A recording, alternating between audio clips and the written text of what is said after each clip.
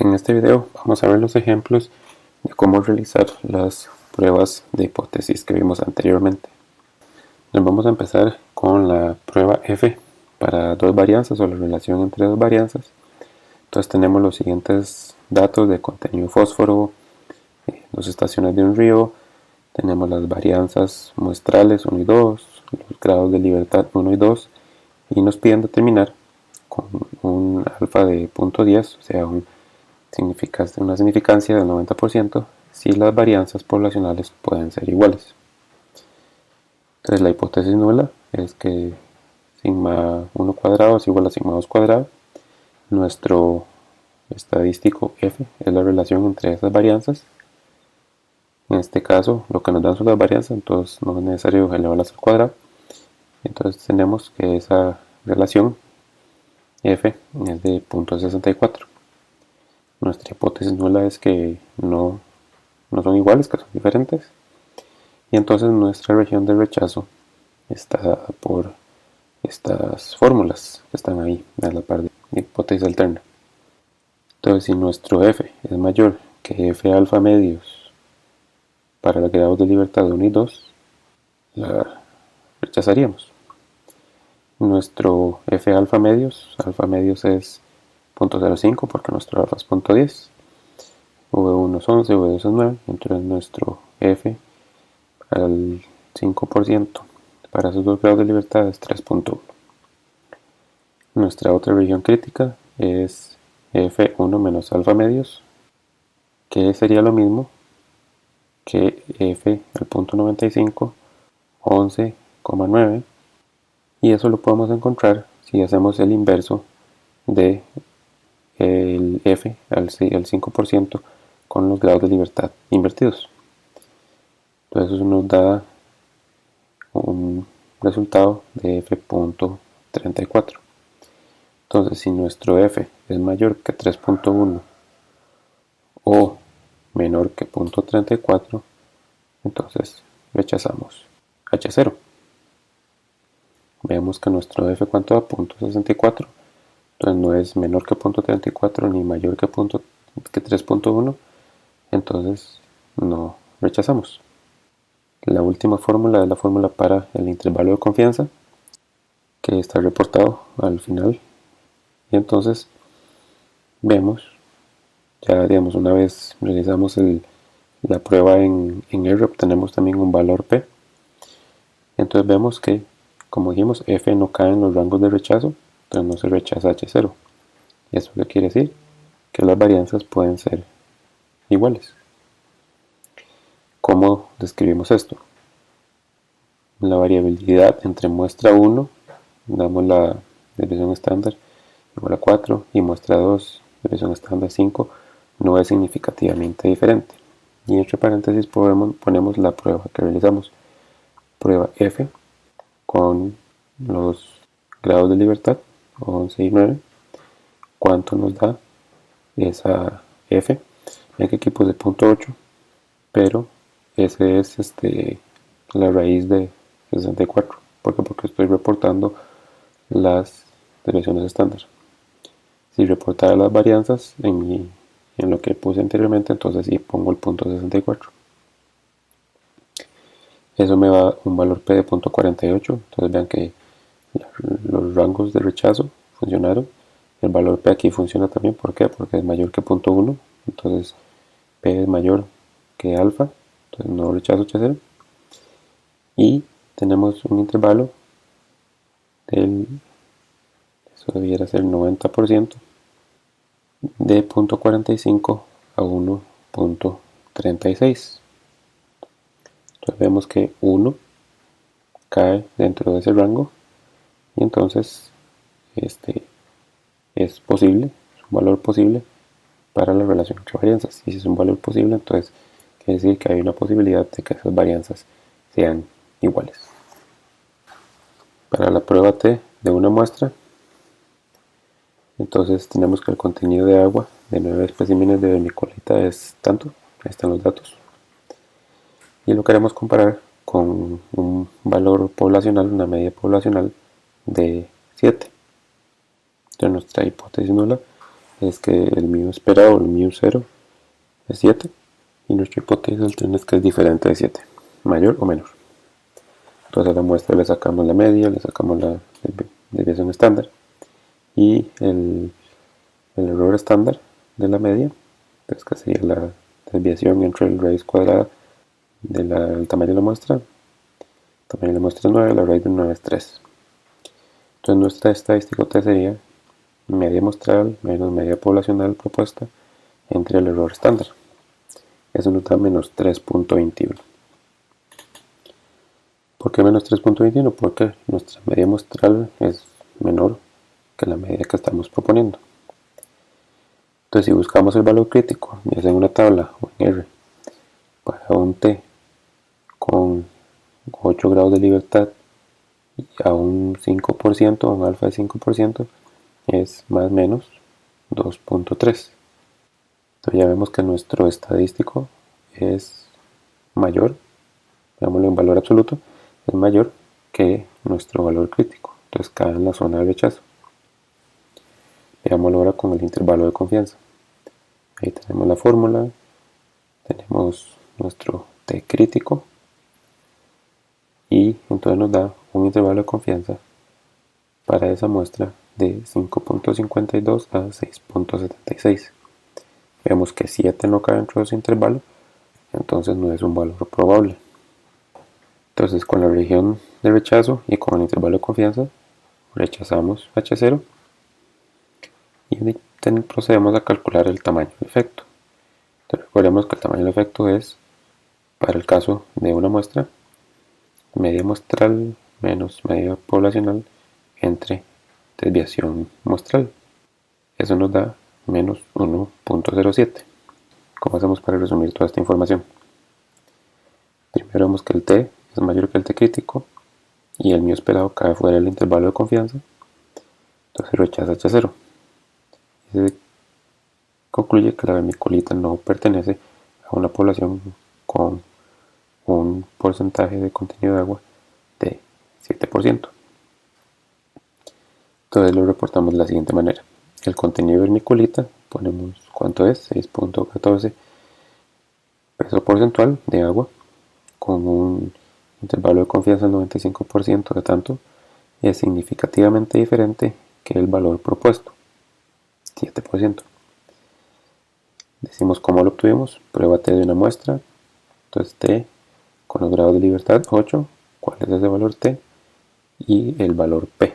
¿Okay? De nuevo ese valor P lo obtuve en R, entonces vemos que P.01 es menor que 0.05, entonces se cumplen los tres criterios, o sea, siempre se van a cumplir los tres de que se rechaza la hipótesis nula.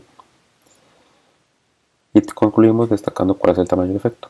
El tamaño del efecto es grande con D igual a menos 1.07 y un intervalo de confianza de tanto.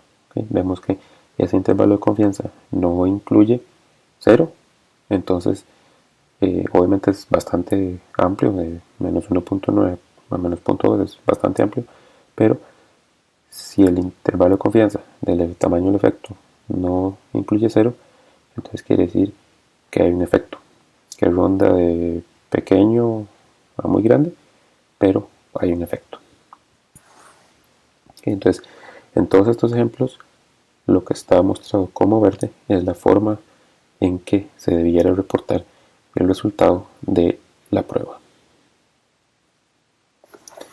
Ahora también podemos hacer algunos gráficos mostrando nuestros datos con el valor propuesto. Entonces tenemos un intervalo de confianza para nuestra muestra y el valor que estamos comparando. Entonces vemos que ese valor cae fuera de ese intervalo de confianza. Y a la derecha tenemos una figura con el tamaño del efecto y el intervalo de confianza y los diferentes criterios, si nos acordamos, de pequeño, mediano y grande. Acordémonos que pequeño es 0.2, mediano 0.5 y grande 0.8. Entonces vemos que entonces cae prácticamente cubriendo todos esos rangos. Entonces podemos tener un efecto desde pequeño hasta muy grande. La prueba T de dos muestras independientes. Entonces tenemos la longitud en milímetros de 15 moluscos dos afloramientos diferentes, o sea, los dos afloramientos se midieron 15, el tamaño de la muestra no tiene que ser igual en las dos muestras, pero es recomendable. Entonces nuestra hipótesis nula es que son iguales, nuestra hipótesis alterna es que son diferentes. Nuestra media de A, nuestra media de B, entonces tenemos que ambas son tamaño 15 y tenemos nuestras varianzas, ¿sí?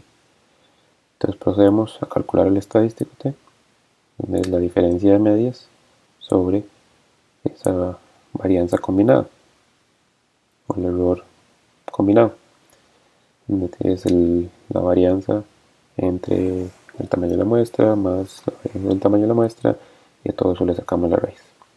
Entonces nos da un T, un estadístico de menos 3.3, digamos.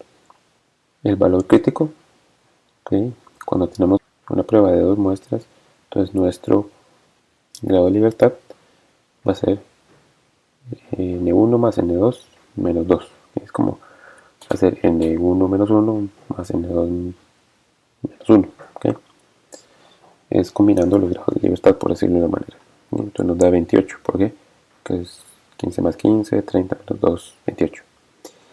Y eso a un alfa del 5% es más o menos 2.05. Entonces vemos que nuestro T es mayor que el crítico. Ahora el tamaño de la muestra. Entonces, como anda alrededor de ese rango pequeño, entonces podemos hacer la corrección del tamaño del efecto para muestras pequeñas con la fórmula que habíamos visto antes, y eso nos da menos 1.17. Entonces rechazamos H0 de acuerdo al valor crítico.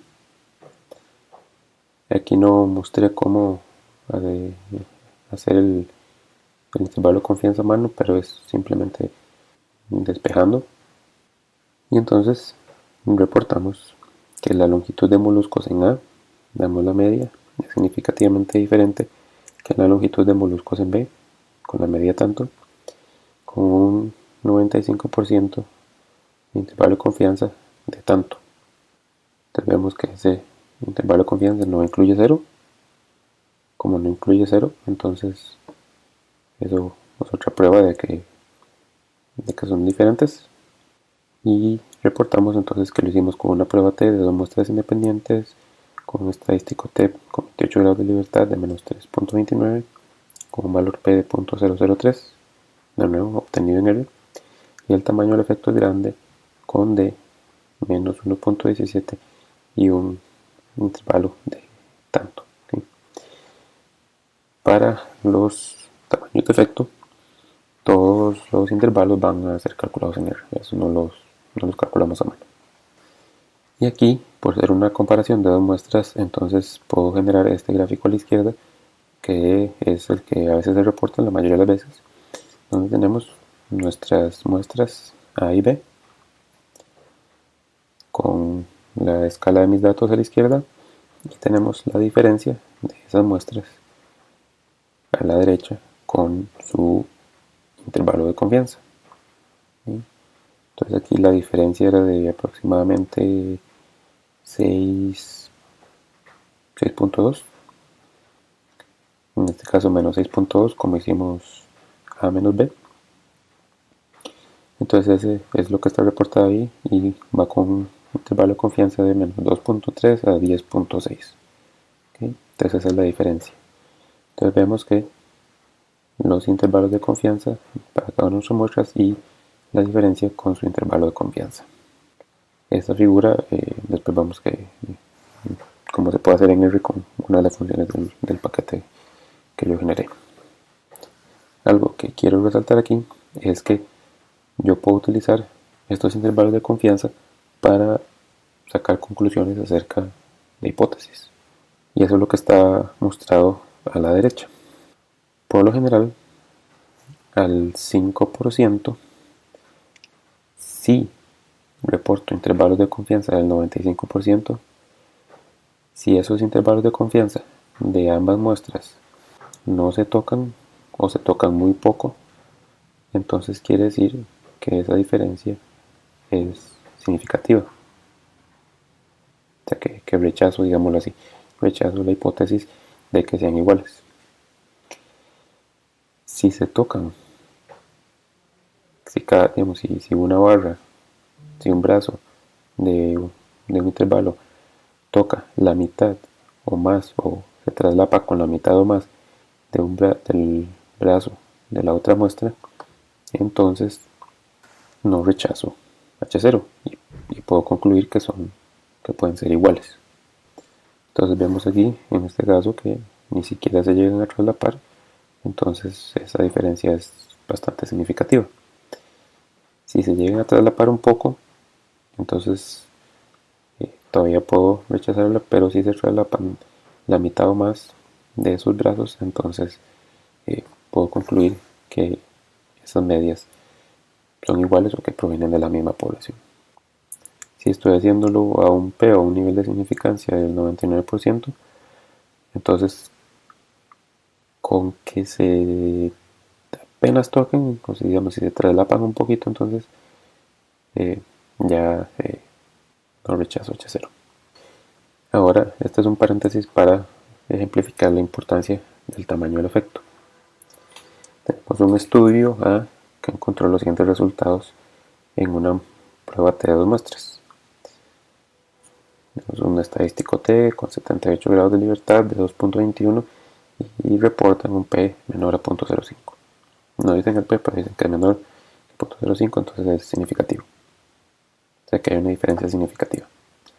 Otro estudio B trató de replicar los resultados, pero con diferente tamaño de muestra. Antes teníamos 80, porque acordémonos que es el tamaño de muestra menos 2.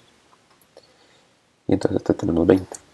Entonces encuentra un T de 1.06 y eso le da un P de 0.3. Es mayor que 0.05, entonces uno tendería a no rechazar.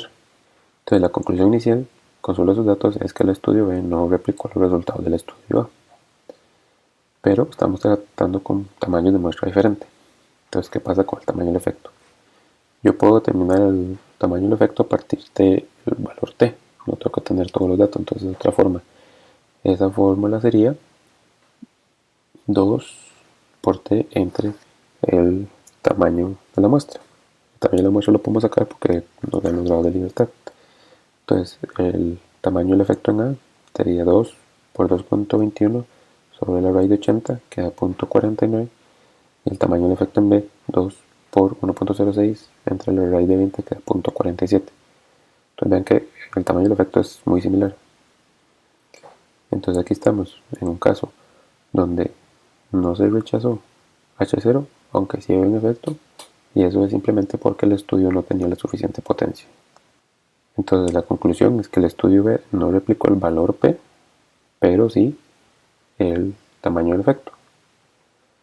Lo que indica lo que mencionaba anteriormente, que el estudio no tenía la potencia suficiente, pero encontró el mismo efecto, un significado práctico. Entonces aquí es donde es importante no solo quedarse con la significancia estadística, sino con la significancia práctica y reportar el tamaño del efecto. Para la prueba T de 2 muestras dependientes, entonces tenemos los contenidos de óxido de hierro para diferentes tamaños. Eso está en la tabla adjunta. Y entonces lo que vamos a hacer es quebrar la muestra. Entonces esa muestra primero tiene un tamaño de 25 micras y después la voy a quebrar a menos de 125 micras y le voy a medir el contenido de hierro antes y después de quebrarla. Entonces mi hipótesis nula es que esa diferencia es 0 y mi hipótesis alterna es que no es 0. Como se muestra en la tabla, saco el contenido de hierro antes y después, saco la diferencia y a esa diferencia es a la que le calculo la media y la desviación estándar. ¿Sí? Entonces mi media, 0.09, mi valor propuesto por lo general va a ser 0 y mi error de la media, ¿verdad? Que sería la desviación estándar entre el tamaño de la muestra. Aquí, ¿cuál es el tamaño de la muestra? 10. ¿Por qué? Porque estoy utilizando las mismas observaciones. ¿Sí? Y Entonces, concordantemente los grados de libertad serían 9. ¿Okay? Entonces me da un t de 2.58 y un valor crítico t con 9 grados de libertad al 5% es 2.26. Entonces mi t es mayor que mi t crítico. Y mi tamaño de efecto, entonces, sería con la fórmula que hemos visto antes para el caso de prueba T de dos muestras dependientes, donde es esa diferencia, que sería la media de la diferencia sobre la desviación promedio. Eso nos da 0.034. Es muy pequeño. Entonces, el contenido de hierro para el tamaño de menos 25 micras es significativamente diferente que para el tamaño de 125 micras, con una diferencia media de 0.09 y un intervalo de confianza de 0.01 a 0.17. ¿Cómo calculamos el intervalo de confianza? Es como calcular el intervalo de confianza para una muestra. ¿Okay? Pensémoslo que la prueba T de dos muestras dependientes es lo mismo que una prueba T de una muestra donde mi esperado por lo general es 0. Entonces prueba T de dos muestras dependientes, T 9 grados de libertad 2.58 con un P de 0.29. Te ven que el P menor al 5%, entonces todos estos casos nos da rechazar H0. Pero el tamaño del efecto es muy pequeño. No es ni siquiera 0.1. Recordemos que pequeño es 0.2. Y vean que el intervalo de confianza de 0.003 a 0.06. Muy pequeño. Entonces, en este caso, también es al revés. Hay una significancia estadística, pero una significancia práctica casi nula. O sea, casi no hay diferencia. Entonces, de manera similar a como teníamos ese gráfico para la prueba T de dos muestras independientes, tenemos un gráfico similar para la prueba T de dos muestras dependientes, donde tenemos el antes y el después con la diferencia y el intervalo de confianza para esa diferencia. ¿Okay? Entonces vemos aquí a la derecha que nuestro tamaño de efecto y nuestro intervalo de confianza para el tamaño de efecto no está ni cerca de un tamaño de efecto pequeño, o sea, es prácticamente imperceptible. Para la prueba T de muestras dependientes es significativa la correlación entre el antes y el después, digámoslo así. Si esa correlación aumenta, entonces quiere decir que el margen de error de esa diferencia va a disminuir. Si hay una relación grande entre el antes y el después, el margen de error va a ser muy pequeño y es por eso, en este caso, que el margen de error es muy pequeño, porque hay una correlación alta entre el antes y el después y entonces el margen de error es muy pequeño y por eso la significancia estadística es significativa. Y para terminar la prueba T de correlación, entonces tenemos los datos de la tabla junta, que tenemos la longitud de 3 ejes de cantos de piedra.